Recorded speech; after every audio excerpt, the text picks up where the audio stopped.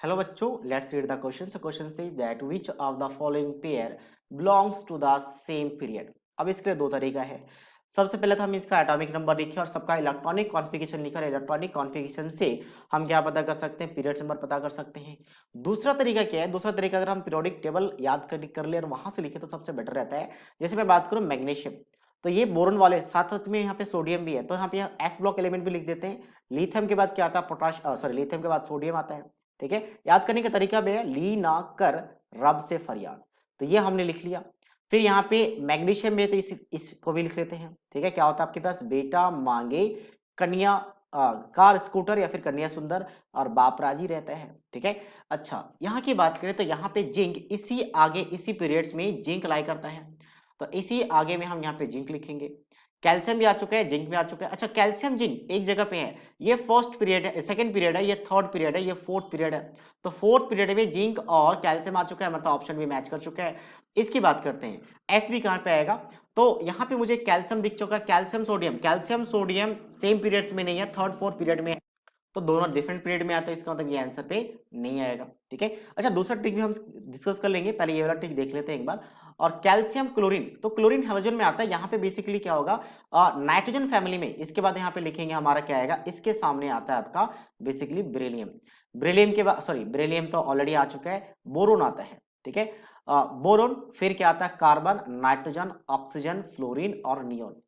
और इसके नीचे क्या आता है, बैगन आलू गाजर ऐसा लिखा जाता है, बैगन आलू गाजर. थोड़ा सा इसको ऊपर लिखना पड़ेगा, थोड़ा हमने लोगों ने नीचे लिख दिया है.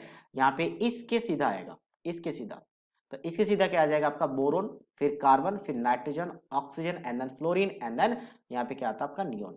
तो इसके नीचे क्या आता है, एल्युमिनियम. हालांकि इसको लिखने की जरूरत नहीं है, हमें एस बी ढूंढना है. एस बी कहाँ पे है, तो ये होता है नाना पाटेकर आसरानी सब बीमार, एस बी और बी आई. तो देख सकते हैं कि इसमें बिलोंग कर रहा है सेकंड थर्ड फोर्थ फिफ्थ, ये फिफ्थ पीरियड में बिलोंग कर रहा है. तो इसके साथ मैग्नीशियम ऑब्वियसली नहीं आएगा, ये भी इनकरेक्ट हो चुका है, ये भी इनकरेक्ट. लास्ट देख रहे हैं कैल्शियम और क्लोरीन, तो फ्लोरीन के बाद क्या आता है, क्लोरीन. तो मैग्नीशियम यहाँ पे थर्ड पीरियड क्या है, और sorry calcium calcium fourth period क्या है, और क्लोरीन थर्ड पीरियड क्या है, तो मतलब ये भी दोनों डिफरेंट पीरियड्स के हैं, तो सिर्फ बी मैच कर रहा है. अच्छा इसका सेकंड ट्रिक क्या है, सेकंड जो एक प्रॉपर मेथड होता है उसकी भी बात कर लेते हैं. तो हमें सबका एटॉमिक नंबर याद करना होता है. जैसे मैग्नीशियम एटॉमिक नंबर क्या होता है आपका, 12 होता है. तो इसका इलेक्ट्रॉनिक कॉन्फ़िगरेशन लिखेंगे, नियरेस्ट नोबल गैस आपका नियोन होता है, तो नियोन लिखेंगे.